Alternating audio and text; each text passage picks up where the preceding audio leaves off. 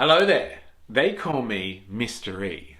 Now, a few people have asked my opinions on lockdown measures, given the future I'm from and the research that I'm doing into modern society. And while it is a very politically charged topic with many contributing factors, I think there is an important interpretation of restrictions that seems to be lost in discussion. It's a historical perspective from the age of revolutions on the idea of intervention in daily life.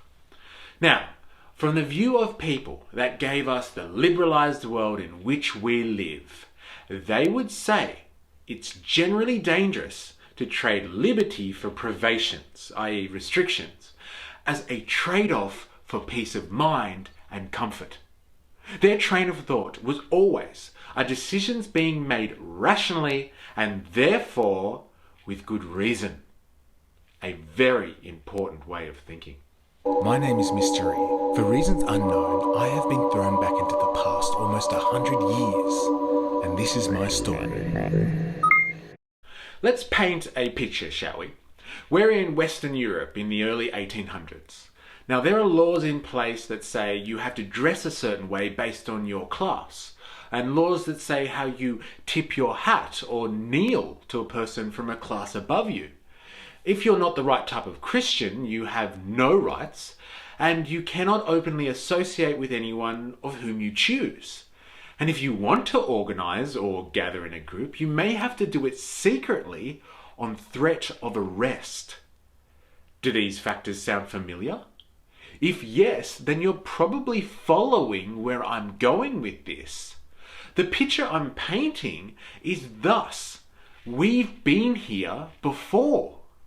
Like with masks, social distancing, lockdowns, curfews, modern society has grappled with things like this being imposed upon us by authorities. Now, in response, people have aptly said to me, in this case though, it's about health and to protect society. Which is true, but let me just say this. That was the exact reasoning used to dictate to people 200 years ago about how to dress and whom they may associate with. People truly believed that it was to protect society and individuals. The point to take here is just because someone is good-intentioned doing something to protect society doesn't make it moral and therefore acceptable. People's attitudes change, and basing restrictions on individual freedoms because of what a group of people at the time have decided is okay doesn't make something right. There is so much fear because of the pandemic. People are truly scared about the consequences of illness, going just beyond getting sick though. People are worried about how long they are going to have to deal with the overall disruption it has brought to modern life. Beyond the measurable health implications, I am talking about the externalities and the sacrifices people have endured.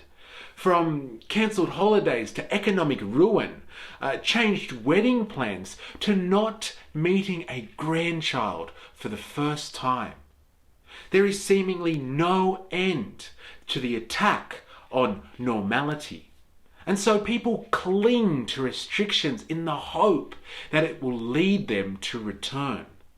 But leaving restrictions in the hands of politicians, who most people agree you don't trust with ethical choices, but we expect them to somehow make the correct calls regarding curtailing liberties, is in my opinion a recipe for disaster.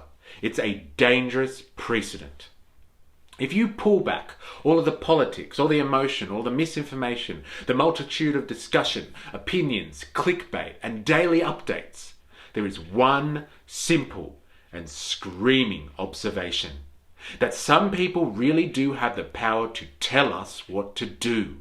Say the word and life as we know it stops and changes just like that. Up until the end of 2019, if you ask people in Western countries if they felt free, apart from a couple of irritations, for the most part, they proudly or optimistically say yes. But after the reaction to the pandemic, I think people will now hesitate before answering. My caution, if you know my story, is thus.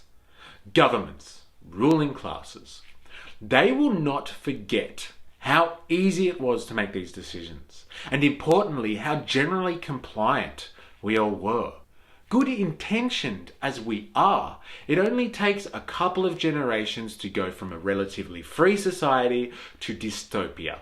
Take it from me. All I ask is this: cut through all of the clutter and think for yourself, based on your own reasoning. Don't regurgitate what you hear from your most frequently listened to mouthpiece or media source.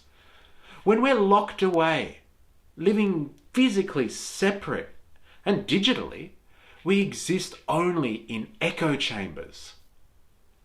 Do what you think is correct by formulating your own opinions.